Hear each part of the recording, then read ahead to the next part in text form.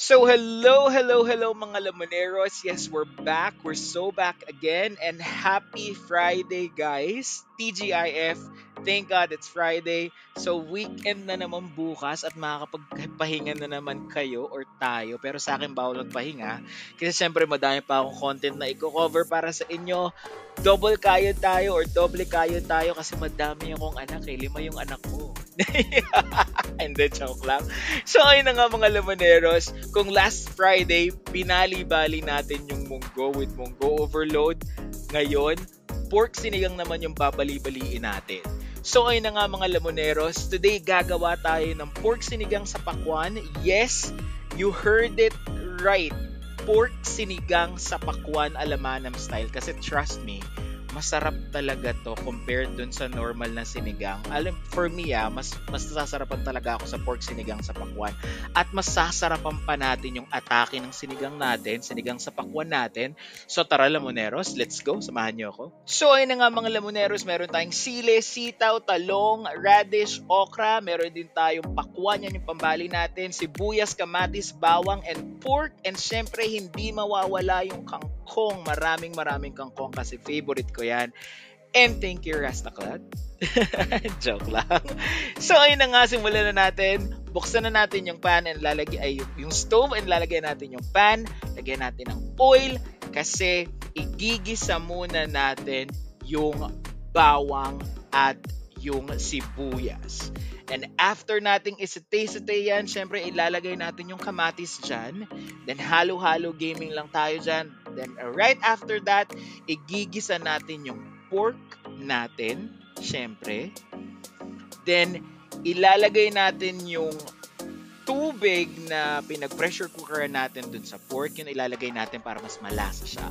Then after nun, ilalagay na natin yung pakwan. Ito yung pambali natin. Then takpan lang natin yan for like 5 minutes. Tapos pag medyo malambot na siya, buksan natin, lagyan natin ng bechin, lagyan din natin ng pepper, lagyan din natin ng tantiameter lang tayo sa patis, and lalagyan natin ng gabi na sinigang mix para malapot siya, and nor cubes na pork. Then halo-halo gaming lang tayo dyan. Then pag kumukulo na siya, lagyan na natin lahat ng gulay, yung radish, yung talong, and yung sitaw. Then halo-halo gaming lang tayo ulit dyan. Then lalagyan natin ng madaming kangkong. As in, madaming kangkong. First batch, meron pa yan second batch.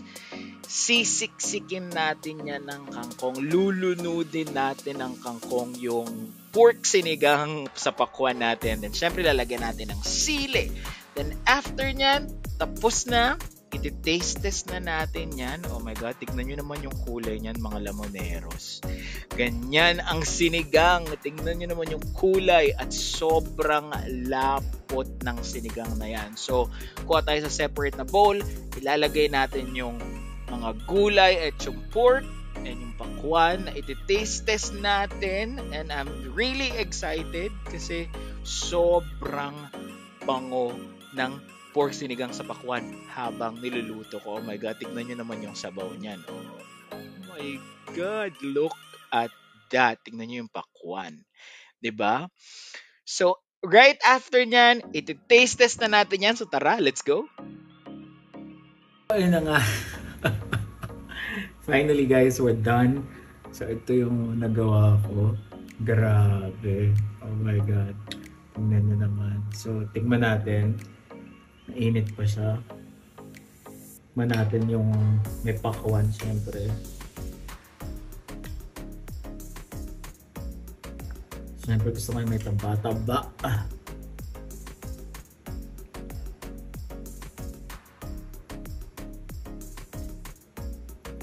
Wait lang, lalagyan natin ng patis at saka ng sili na may kalamansi. Of course, ito yung pambali natin dyan.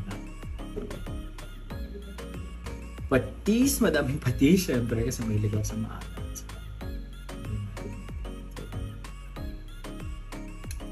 Ito yung unang subukan natin.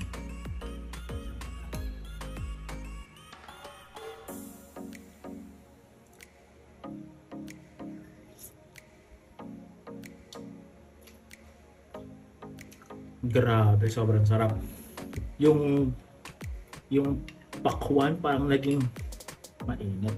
Parang naging lasang ano siya, parang naging lasang baboy yung pakwan. Grabe.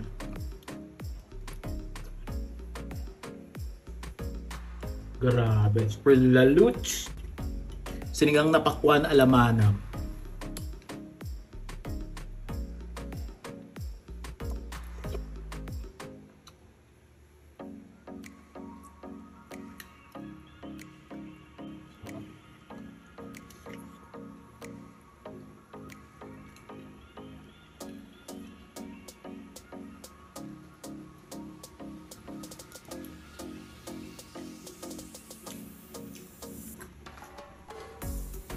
Sorry.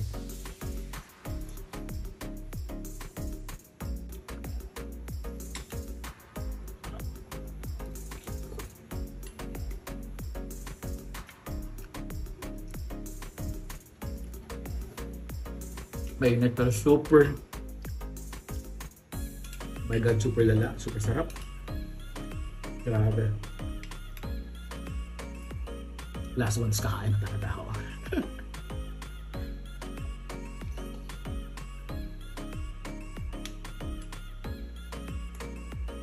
Thank you for watching, guys. Pwede nyo gawin to. Baliin nyo lang ng pakwan. Masarap siya. Trust me. Sobrang sarap niya. Bye mga lamoneros. Ikaw lang kaya kakain na talaga ako.